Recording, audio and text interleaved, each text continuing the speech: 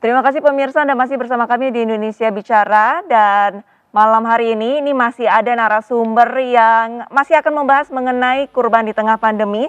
Dan langsung saja kita sapa Bapak Aminuddin Yakub selaku anggota Komisi Fatwa MUI. Assalamualaikum warahmatullahi wabarakatuh. Selamat malam Bapak Amin. Selamat malam, Waalaikumsalam warahmatullahi wabarakatuh. Pak Amin, langsung saja saya mau bertanya, ini kalau dari Fatwa MUI mengenai berkurban di tengah pandemi ini seperti apa? Ya, Majelis Ulama Indonesia sudah mengeluarkan surat edaran tausiah, ya, yang intinya sebetulnya adalah nasihat dan himbauan, yaitu tausiah nomor 1440 tahun 2021 tentang pelaksanaan kurban di masa pandemi. Iya. Dan dalam tausiah ini kita pertama ya kita tetap mengajak umat Islam untuk menyemarakan Idul Adha, ya, menyemarakan kurban, ya, sebagai sebuah syariat yang harus kita jalankan.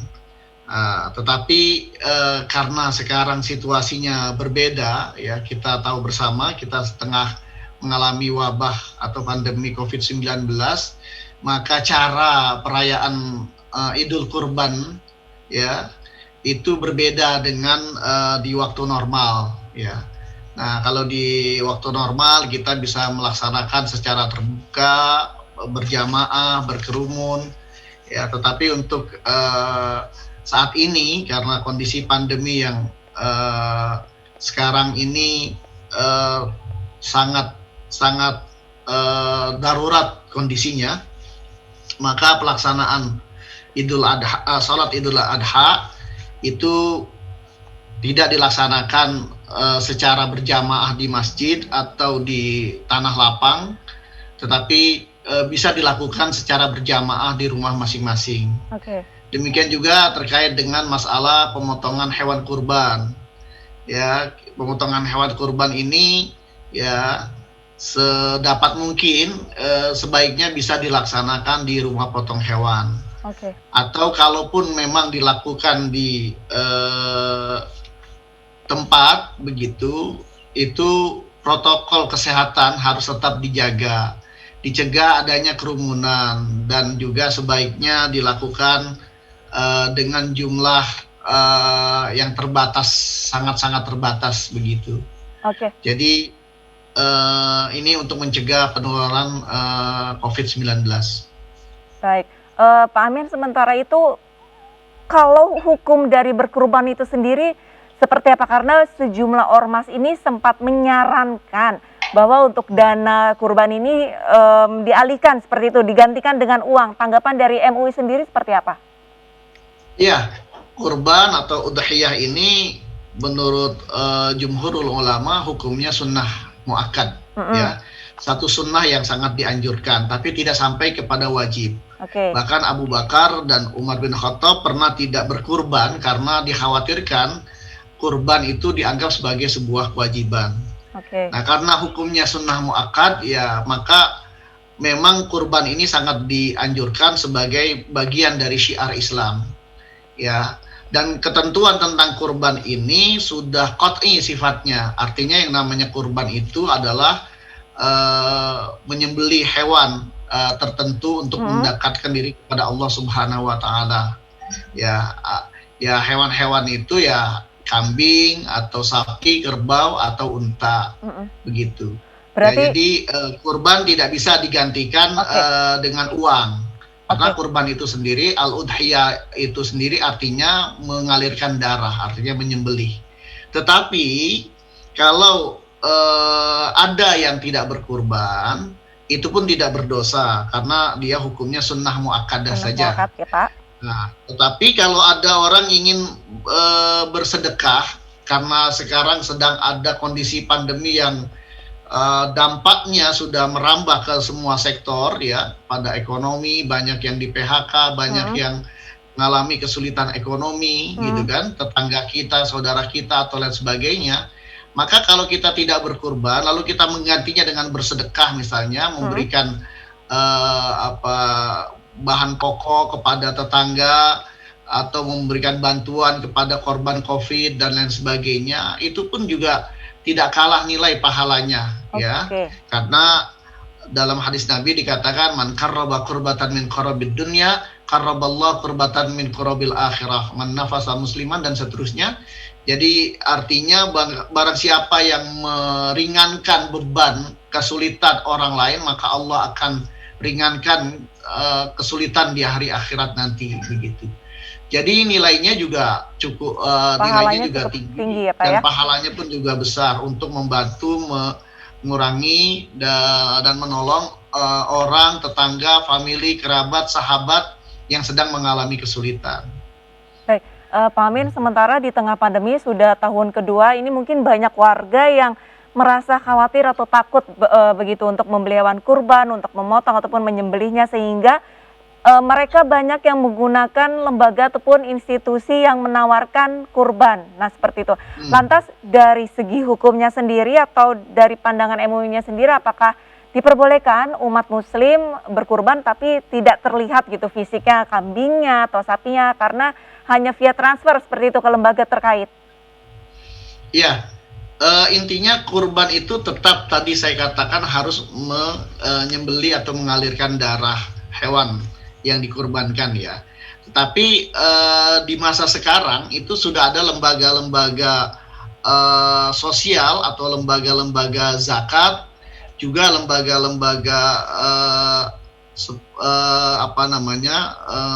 filantropi, ya, yang juga melaksanakan kegiatan kurban, tetapi untuk terjadi pemerataan kurban supaya kurban ini juga bisa dinikmati oleh saudara-saudara kita yang ada di pelosok wilayah yang jauh di sana, begitu, maka mereka menawarkan berkurban, ya, dengan cara mentransfer uang, tetapi uang itu tetap digunakan atau dibelikan hewan kurban untuk disembeli di tempat tertentu di pelosok sana, gitu. Nah, pada lembaga-lembaga yang dapat dipercaya untuk melaksanakan seperti ini, itu tidak ada masalah dan boleh dilakukan, begitu. Baik, berarti boleh dilakukan, ya, Pak. Tapi Pak Amin, kalau misalkan untuk kurban sendiri ini kan memang dirayakan untuk umat muslim seperti itu. Lantas kalau misalkan ada yang non muslim ingin ikut berkurban ataupun bisa dikatakan patungan, karena untuk 1 ekor sapi ini kan dibutuhkan 7 orang. Nah, ini hukumnya seperti apa, Pak? Ya, dalam Islam itu beban hukum itu diberikan kepada orang yang disebut dengan mukallaf. Siapa itu mukallaf? Mukallaf itu adalah 3 syaratnya. Pertama, dia seorang muslim. Kedua, dia akil, berakal, bukan gila, ya, tidak gila, begitu. Kemudian balik itu artinya sudah dewasa lah, begitu. Anak-anak, bayi itu tidak dibebani hukum. Nah, jadi kewajiban menjalankan syariat agama, baik itu yang wajib seperti sholat, puasa, zakat, haji, maupun juga yang sunnah-sunnah seperti juga berkurban ini menjadi kewajiban seseorang yang dalam kategorisasi mukallaf tadi, muslim, balik, dan berakal, begitu, ya.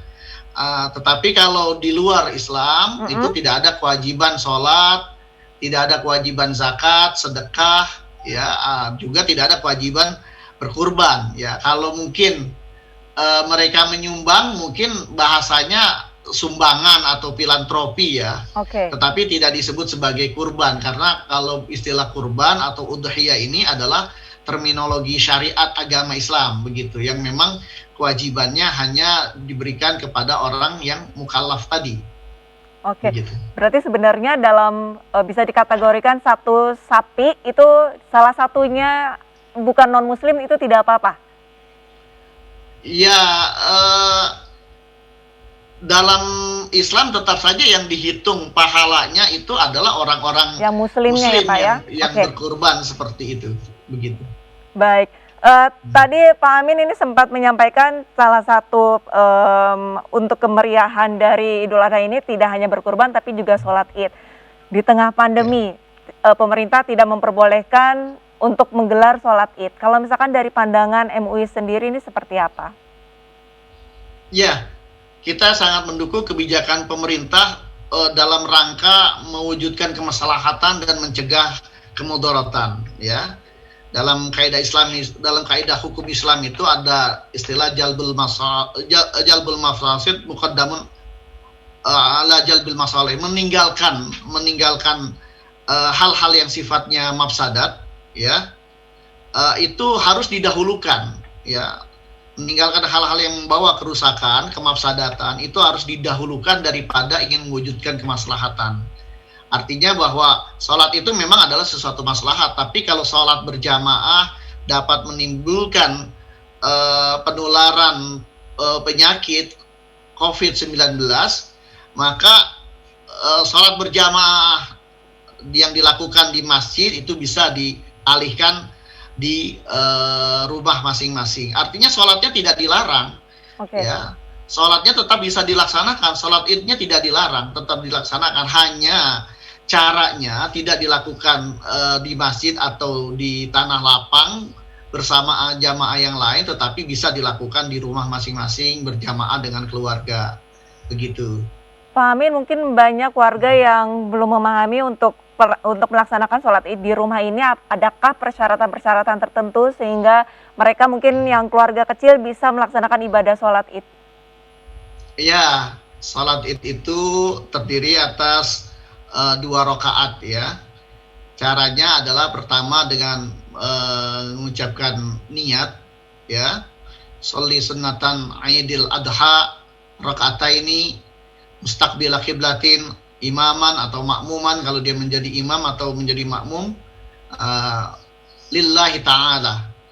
Nah, itu niatnya seperti itu. Atau kalau tidak bisa niat dengan bahasa Arab itu pun juga niatkan dalam hati, saya salat Idul Adha 2 rakaat karena Allah Ta'ala. Nah, itu juga sudah cukup, karena inti niat itu ada dalam hati. Lalu melakukan takbiratul ihram, ya, dengan mengangkat kedua tangan, begitu kan, takbiratul ihram, Allahu Akbar. Nah, setelah takbiratul ihram, diam sejenak membaca doa iftitah. Boleh Allahu Akbar kabira walhamdulillahi katsira dan seterusnya. Boleh juga membaca Allahumma ba'id baini dan seterusnya, begitu. Doa iftitah. Nah, setelah itu lalu dilanjutkan dengan takbir, 7 kali takbir pada rakaat pertama. Nah, di antara takbir ini membaca subhanallah walhamdulillah wala ilaha illallah Allahu akbar. Setelah itu setelah 7 kali takbir membaca Fatihah, membaca surah pendek saja kalau memang tidak bisa surah yang panjang. Tidak hafal surah yang panjang, surah yang pendek boleh. Baru kemudian ruku, i'tidal, sujud, duduk dan sujud seperti salat biasa, lalu bangkit dari sujud yang kedua di rakaat pertama itu, lalu setelah itu membaca takbir 5 kali dengan membaca subhanallah walhamdulillah wala ilaha illallah wallahu akbar setiap di antara 2 takbir itu. Nah, lalu kemudian membaca surah Fatihah, surat yang pendek, lalu kemudian ruku, i'tidal, sujud dan seterusnya sampai tahiyat dan salam. Itu hanya 2 rakaat. Itu untuk sholatnya, sederhana itu saja. Bedanya sama saja dengan sholat sunnah yang lain, atau seperti sholat subuh yang 2 rakaat. Nah, hanya saja ada tambahan takbir. Di rakaat pertama itu ada 7 kali takbir, dan di rakaat kedua ada 5 kali takbir. Itu saja perbedaannya. Pak Amin, berarti tidak ada mungkin minimum dari jamaahnya harus 2 orang atau bisa 3 orang, 5 orang seperti itu? Atau sendiri ya, mungkin? Tidak. Ya, namanya jamaah itu 2 orang sudah berjamaah, 3 orang juga sudah berjamaah, begitu. Ya, ini berbeda dengan sholat Jumat, ya.